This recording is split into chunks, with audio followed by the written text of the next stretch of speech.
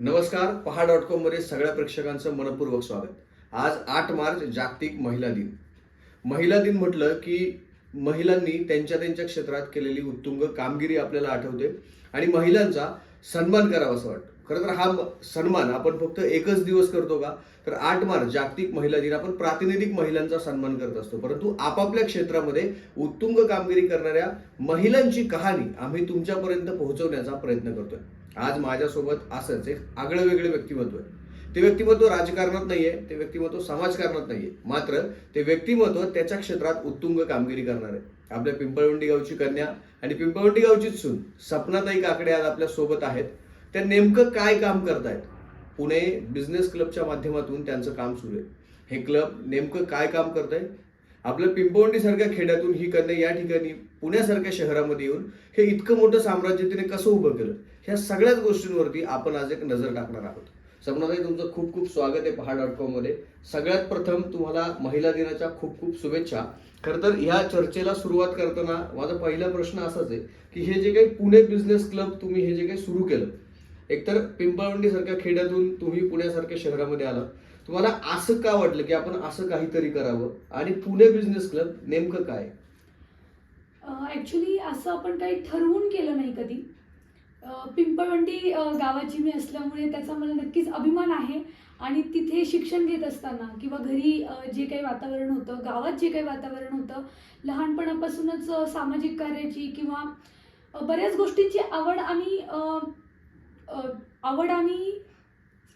करण्याची काहीतरी इच्छा. हां, हे सगळं तिथे लहानपणापासूनच शिकत गेलो आणि त्यानंतर जेव्हा पुण्यामध्ये असताना आम्ही छोटे छोटे सामाजिक कार्य करत होतो, तेव्हा ते करत असताना वंचित लहान मुलांसाठी आपण काम करत होतो. हे करत असताना त्या महिलांचा, सामाजिक कार्य करत असणाऱ्या महिलांचा एक आम्ही ग्रुप तयार केला. तर तो ग्रुप करत असताना, चालवत असताना मला लक्षात आलं की खूप साऱ्या महिला अशा आहेत की त्यांचे छोटे छोटे व्यवसाय आहेत किंवा काहींचे मोठे व्यवसाय आहेत, पण प्रत्येकाला काही ना काही करण्याची किंवा पुढे जाण्याची आवड आणि गरज आहे. तर ते करत असताना हळूहळू कधी हे सगळं तयार झालं, हे तेवढ्या वर्षांचा तो प्रवास आहे. आता पुणे बिझनेस क्लबला किती वर्ष झाले, त्याच्याशी किती महिला जोडलेल्या आहेत आणि आता क्लब नेमकं कशा पद्धतीने काम करते?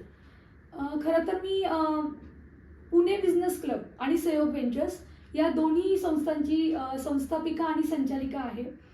तर जे सहयोग व्हेंचर्स आहे त्याद्वारे आपण कनेक्टिव्हिटी, बिझनेस डेव्हलपमेंट आणि सोशल वेलफेअर हे 3 आपले उद्दिष्ट आहेत. त्यामधलं जे बिझनेस डेव्हलपमेंट आहे ते डेव्हलप करत असताना, म्हणजे ती एक असा विषय बिझनेस डेव्हलपमेंट की ज्याच्यामध्ये आत्ता खूप स्कोप आहे महिला उद्योजिकांना कॉन्फिडन्स देण्यासाठी, ग्रो करण्यासाठी आणि गायडन्स देण्यासाठी. मग याची निर्मिती करत असतानाच पुणे बिझनेस क्लब ही एक वेगळी संस्था तयार झाली. त्याचं आम्ही प्रॉपर रजिस्ट्रेशन करून आणि त्याच्यातर्फे महिलांना किती गोष्टींची आपण संधी देऊ शकतो, जसं गव्हर्नमेंट बेनिफिट, त्यानंतर इतर अशा काही संस्था आहेत त्यांचे कार्य किंवा त्यांच्याशी. आता ह्या संस्थेच्या माध्यमातून किती महिला किंवा किती उद्योजिका जोडल्या गेलेल्या आहेत? तसं तर आपला जो पूर्ण सोशल प्लॅटफॉर्म आहे, इथे 22,000 पेक्षा अधिक महिला आपल्याशी जुडल्या गेलेल्या आहेत. फक्त पुणे शहरातल्याच आहेत की कसं? त्यामध्ये फक्त पुणे शहरातल्या 15,000 पेक्षा अधिक आहेत. बाकी सगळ्या महाराष्ट्रभरच्या महिला आहेत. मग आता प्रत्येक महिलेचा काहीतरी तिचा एक वेगळा स्टार्टअप असेल किंवा तिचा काहीतरी एक सेट बिझनेस असेल, तेव्हा तुम्ही एकमेकींना त्याच्यामधनं सहकार्य करता आणि मग ते क्लब काम करतं. हे कशा पद्धतीने, त्याची चेन कशी काम करते? एकमेकींना त्यांच्या व्यवसायाशी पूरक अशा काही गोष्टी आपण तिथे तशा काही ॲक्टिव्हिटीज करतो. ऑनलाईन, ऑफलाईन असे बरेचसे इव्हेंट आपण कंडक्ट करतो.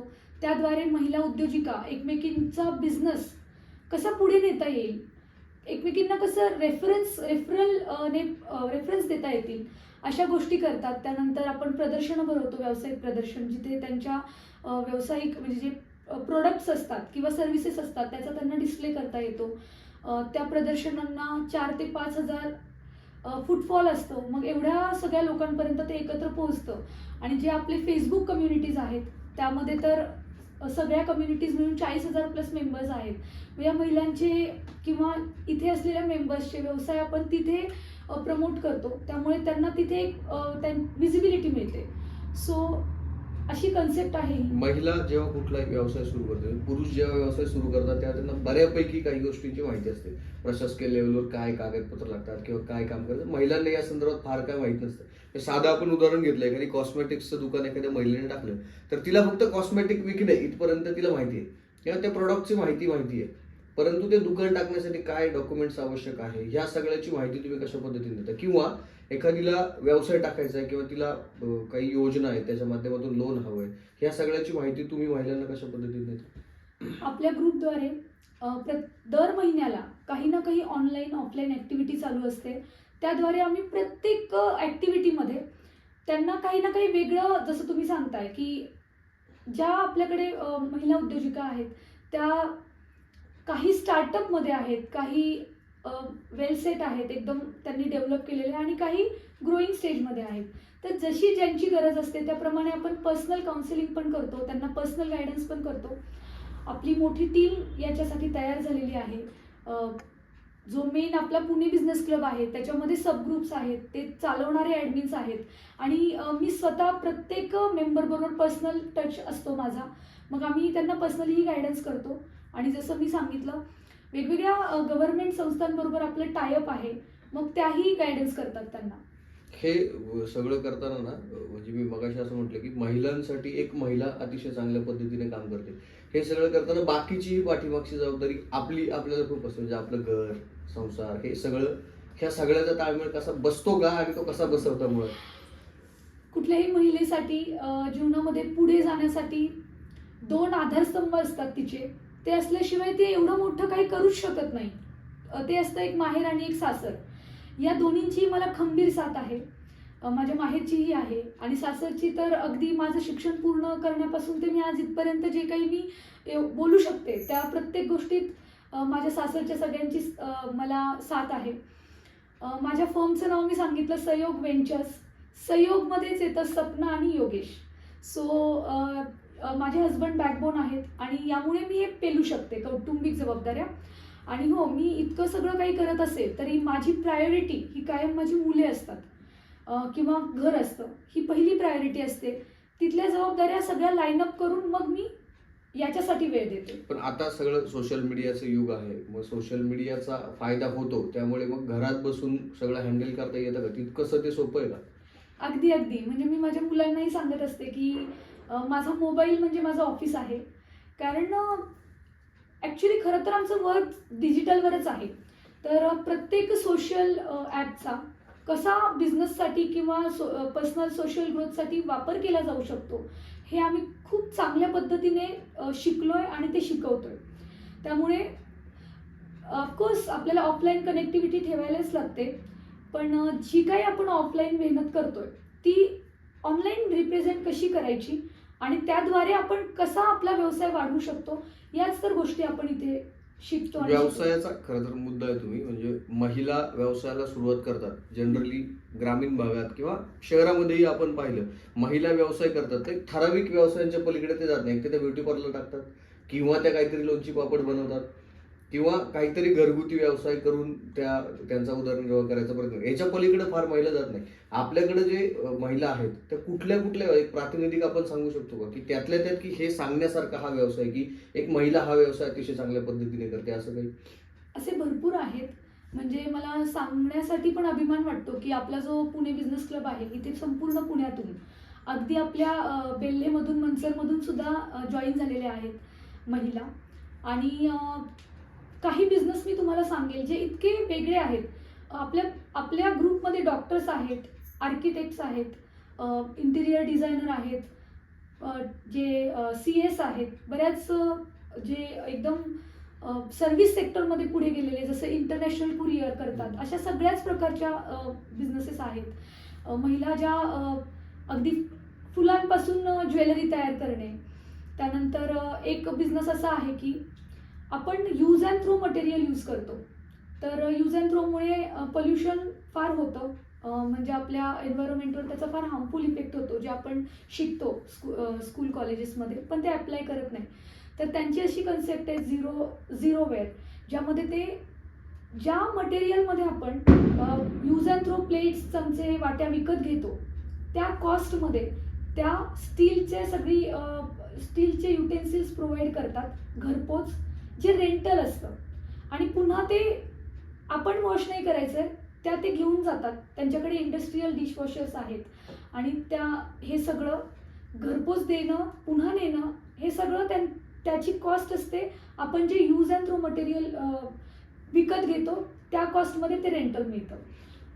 हे सगळं महिलांचे जे बिझनेस आहे त्याच्यामध्ये अनेकदा काही लूप होल्स असतात किंवा अनेकदा फेल्युअर्स येतात. म्हणजे आपण एखादी साधी गोष्ट धरू, मगाशी आपण बोलत असताना तुम्ही सांगितलं की एखादं केक शॉप एखादी महिलेचं आहे, त्याची टेस्ट नाही आवडली किंवा सर्व्हिसमध्ये काही खराबी झाली, तर हे सगळं मग कसं मॅनेज करता तुम्ही? कारण कस्टमर पण सांभाळले पाहिजेत आणि जर पुणे बिझनेस क्लबच्या माध्यमातून जर एखादा माणूस जोडला जातोय, तर ही गोष्ट आहे की जो बिझनेस करतोय त्याच्यावरती त्याचा ट्रस्ट नाही, त्याचा ट्रस्ट पुणे बिझनेस क्लबवरती. मग त्याचा जो काही तोटा होणार आहे तो क्लबला होणार आहे. तर मग हे सगळं सर्व्हिस प्रोव्हायडर ती कशी सगळी मॅनेज करते? हा खूप छान प्रश्न होता. जेव्हा आपण महिलांना सपोर्ट करतोय, आपला क्लब याच्यासाठी नाही की आपल्या क्लबचं नाव मोठं व्हावं, आपण क्लब याच्यासाठी स्थापित केलेला आहे की याचा उद्योजकांना फायदा व्हावा. त्यामुळे जेव्हा कुणी नवीन शिकणारे चुकतात तेव्हा आम्ही गाईड करतो. म्हणजे एका सेक्टरमधल्या बऱ्याच महिला असतात, तर आपल्या इथे हेच विशेष आहे की ते एकमेकांचे कॉम्पिटिटर नसतात, ते एकमेकांचे सपोर्ट सिस्टीम म्हणून पुढे चालतात.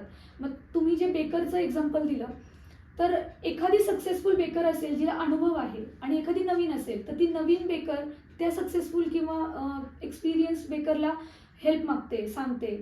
किंवा आम्हाला जर त्यांचं काही घेऊन चुकीचा एक्सपिरियन्स आला तर आम्ही तो कुठे पब्लिश नाही करत. आम्ही त्यांना सांगतो की तुमचं हे चुकलं, तुम्ही हे इम्प्रूव्ह करा.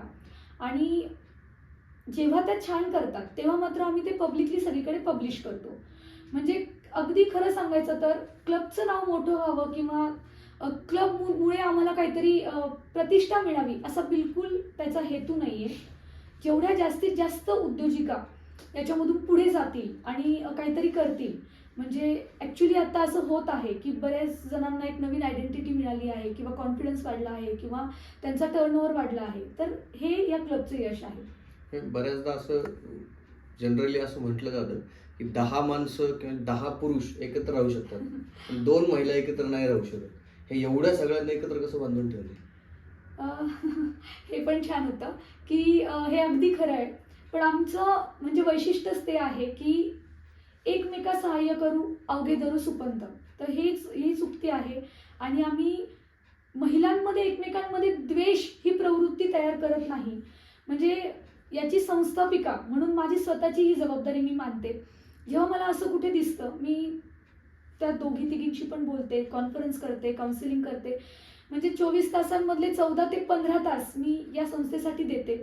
आणि जेव्हा हे स्थापित करणारी व्यक्ती असं काहीतरी उद्दिष्ट ठेवून करते, तेव्हा इतरांबरोबर फॉलो करतात. जसं आपण बोलतो की फॅमिलीमध्ये आई वडील, पेरेंट्स किंवा घरातले जसे वागतात, मुले तशीच घडत जातात. त्याचप्रमाणे जेव्हा ॲडमिन टीम ही इतकं एकी ठेवून वागते, फॅमिलीसारखी एकमेकांना पुढे नेते, त्यावेळेला बरोबर बाकीच्या उद्योजिका पण याचं अनुकरण करतात. आणि खरं सांगायचं तर याच गोष्टीसाठी आम्हाला खूप ॲप्रिशिएशन केलं जातं आणि दिवसेंदिवस क्लब मेंबरची संख्या वाढत चालली आहे. आता हे शहरातल्या मेंबर्स जास्त आहेत त्याच्यामध्ये, पुणे सिटीतल्या. आपल्याकडे आता ग्रामीण भागात जर आपण पाहिलं तर ग्रामीण भागांचं शहरीकरण होतंय. वेगवेगळे व्यवसाय उद्योग ग्रामीण भागात येत आहेत. ऑनलाईन किंवा सोशल मीडियाच्या माध्यमातून आता ग्रामीण भागातल्या महिला देखील कनेक्टिव्हिटीच्या माध्यमातून फार जवळ आल्यात आता शहरांच्या व्यवसायाच्या. म्हणजे ग्रामीण भागातही अगदी महिला ऑनलाईन सेलिंग वगैरे हे व्यवसाय करतात. तर मग ह्या क्लबच्या माध्यमातून आपण थोडंसं आता ग्रामीण भागाकडे जावं किंवा ग्रामीण जिथून आपण आलो तिथल्या महिलांना ह्या सगळ्या प्रवाहात आणावं, असा काही उद्देश किंवा असं काही वाटतंय का भविष्यात? हे तर मला खूप पहिल्यापासून वाटतंय. जेव्हा जेव्हा मी इथे हे बघते तेव्हा हे अगदी सुरुवातीपासून हे कुठेतरी मनात आहे की आपण जिथून आलो तिथे हे सगळं वाढवायचं आहे. तर यासाठी आपण बरेच प्रयत्न करतोय. पण आता कसं आहे, आपण तिथे राहत नाही आता कंटिन्यू. तर आपण जे प्रयत्न सुरू केलेले आहेत त्यामध्ये आता कुठेतरी यश येतंय असं वाटतंय. कारण आपण लवकरच एक खूप मोठा प्रोग्राम घेऊन येतोय उद्योजिकांसाठी, म्हणजे आपल्या भागातल्या उद्योजकांसाठी, जिथे त्यांना सगळ्या प्रकारचं जे गव्हर्नमेंट डॉक्युमेंटेशन आहे याचं नॉलेज दिलं जाईल. ते डॉक्युमेंटेशनची प्रोसेस त्यांना अगदी पूर्णपणे मोफत दिली जाईल आणि त्यांच्यापैकी ज्या खरंच काहीतरी शिकण्याला उत्सुक आहेत, ज्यांना काहींना शिकायचं आहे किंवा काहींना आहे त्या सेटअप पुढे न्यायचा आहे, या सगळ्यांना वैयक्तिक लेवलचं मार्गदर्शन आम्ही करण्याचा प्रयत्न करणार आहोत. हे सगळं जेव्हा तुम्ही सांभाळता ना, हा Pune business club 15,000 plus 22,000 plus त्याच्यामध्ये त्या महिला जोडल्या गेल्या. ठीक आहे, इतकं सहज आणि इतकं सोपं चालत नाही की म्हणजे 22,000 महिला जोडल्या आणि काम सुरू झालं. इतकं बोलणं इतकं ते सोपं नाही. त्याच्यामध्ये अनेक आव्हानं असतील, अनेक संकटं असतील. काय काय आव्हानं तुम्हाला या सगळ्यामध्ये आली, कुठली संकटं आली, कसं त्याच्यातून पार झालं? संकटे ही ॲक्च्युली मी थोडी पॉझिटिव्ह आहे पहिल्यापासूनच. तर मला काही चॅलेंज आलं का मी फार विचार करते त्याच्यावर आणि घरी डिस्कस करते. म्हणजे जे मी संस्थेला नाव दिलं आहे सहयोग व्हेंचर्स, तर तेच सोल्युशन असतं. म्हणजे योगेश काकडे माझे हजबंड आहेत, मी त्यांच्याशी डिस्कस करते आणि फार त्यांचं मला खूप सपोर्ट आहे. तर ते म्हणतात की तुला अगदी फायनान्शियल प्रॉब्लेम आला तर मी मदत करेल. म्हणजे ते इंजिनियर आहेत तर ते त्यांच्या फर्ममधून करतील. जेव्हा टेक्निकल चॅलेंजेस येतात तेव्हा पण ते पूर्ण सपोर्ट करतात बॅक एंडला. आणि कारण ही खूप मोठी जबाबदारी आहे ना. तर कधी असंही होतं की काही गोष्टी आपण ज्या प्लॅन करतोय त्या असं वाटतंय की चालत नाहीये, मग आम्ही त्याच्यामध्ये जास्त लक्ष घालत नाही. आम्ही वाईटही वाटून देत नाही. ठीक आहे ना, 10 पैकी 1-2 गोष्टी नाही चालणार, 8 गोष्टी नाही चालणार मी तर म्हणेन. पण ज्या 2 गोष्टी आपल्या 10 पैकी सक्सेस होत आहेत त्याच्यावरचा फोकस वाढवतो आणि मग मिळून ते करतो. म्हणजे मी हे जे सांगितलं की म्हणजे माझे मिस्टर आहेत त्याच्याबरोबरच माझी खूप मोठी टीम आहे. जसं हे हँडल करायला जो 22,000 महिलांचा ग्रुप आहे तो हँडल करणारी टीम आहे. ते नुसतं हँडल नाही करत, ते मला गायडन्स पण करतात. ते लक्ष देतात, ते सांभाळतात. त्यानंतर आम्ही जे इव्हेंट करतो ते माझे काही फ्रेंड्स आहेत त्या तिथे कंटिन्यू सपोर्ट करतात. त्यानंतर हे पुणे बिझनेस क्लबचे ॲडमिन्स आहेत, त्या गायडन्स सपोर्ट करतात, ॲक्टिव्ह राहतात. हे असं टीमवर्क येते.